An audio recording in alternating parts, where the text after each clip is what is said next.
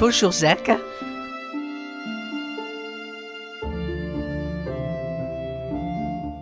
Alors, comment je suis arrivée à Boomerang? C'est très simple, un peu par amour. J'ai rencontré Jean en 2001 et enfin j'ai re-rencontré Jean parce que je le connaissais il y a longtemps mais dans d'autres circonstances. Et puis on s'est rencontrés, et, enfin on s'est revus. Et du coup très vite il m'a amené à la radio.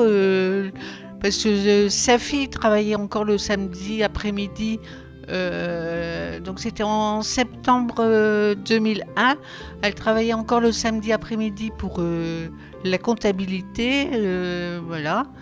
Et donc, très vite, je me suis premièrement investi en l'aidant parce que enfin il faisait un peu tout à la radio. Il était à la fois président et trésorier parce qu'il n'y avait plus de trésorier, donc j'ai aidé à faire les bilans annuels de la FRAF et de Boomerang. Et puis en plus on venait de passer à l'euro en 2000, donc c'était un petit peu complexe. Voilà, donc j'ai commencé comme ça. Puis moi j'aimais beaucoup la radio. J'avais l'habitude d'écouter la radio en famille déjà. Voilà, une vieille histoire, hein, depuis mes grands-parents. Voilà.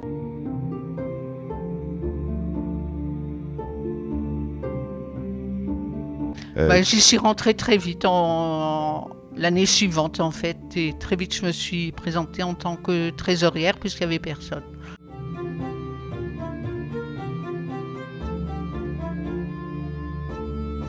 Ah oui, bon, alors ça, parce qu'à l'époque, donc c'est un des premiers militants de Boomerang, Kader, qui malheureusement, Kader Djelti, qui malheureusement n'est plus parmi nous, qui animait, qui a fait beaucoup de sport à la radio et qui animait, enfin, qui faisait une émission sur la musique arabe.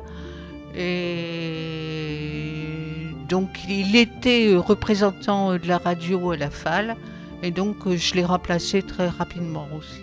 Très bien.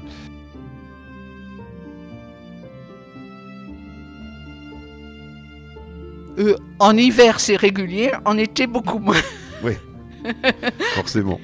On précise pour les gens qui regardent cette vidéo que Nicole est une grande marcheuse. Oui, notamment. J'aime beaucoup la nature, voilà.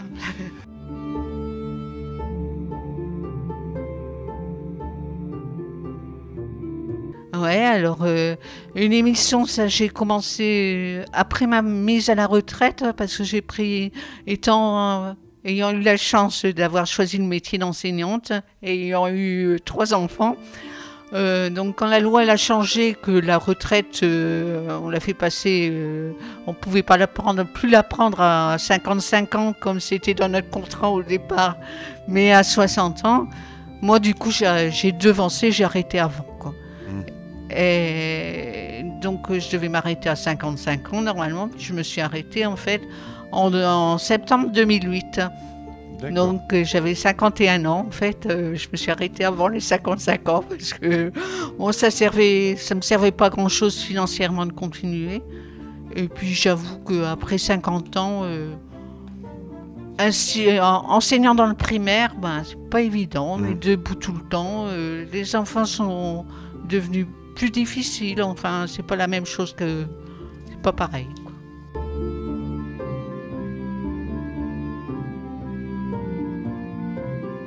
Alors, une émission, oui, donc j'ai commencé du coup sur un truc que j'aimais beaucoup, c'était la poésie.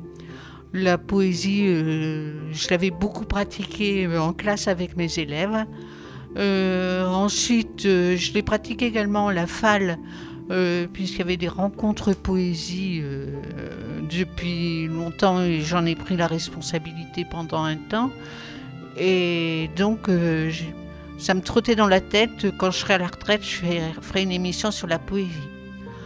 Alors, quand j'ai annoncé ça au président, qui était Jean Burier à l'époque,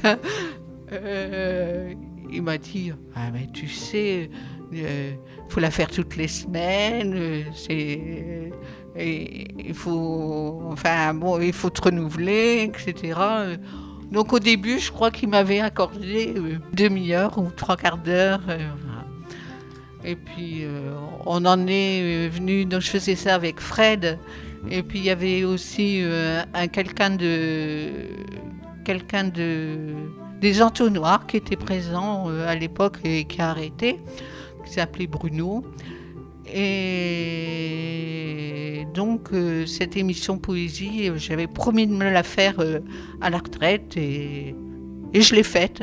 Et c'est pas une demi-heure qu'on faisait, mais 1h30 à la fin, sans souci, quoi. Parce que quand on a des invités, ça va super vite.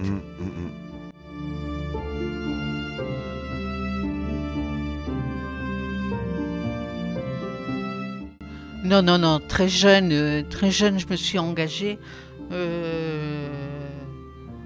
pour un désir de justice plus grand. Donc, je me suis syndiquée, j'ai fait partie de partis d'extrême gauche. Voilà. Et bon, je me suis engagée, quoi.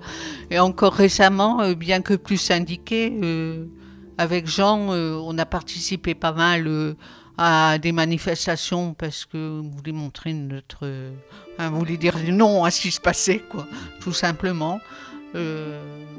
Montrer notre indignation sur certaines choses.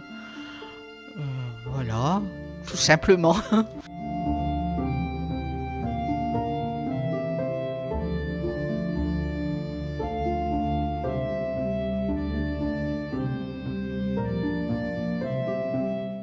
Alors, l'évolution de la radio, même moi qui n'ai pas connu les débuts, évolution technique très, très grande.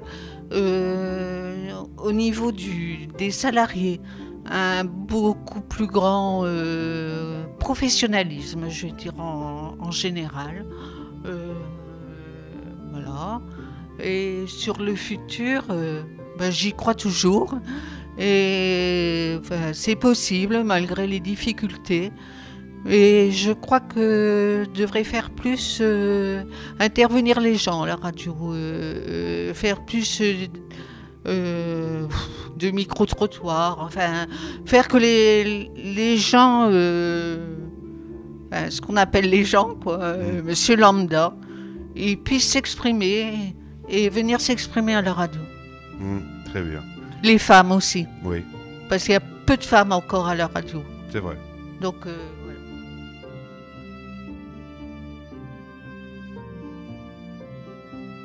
voilà. Merci à vous. Et puis, longue vie à Radio Boomerang.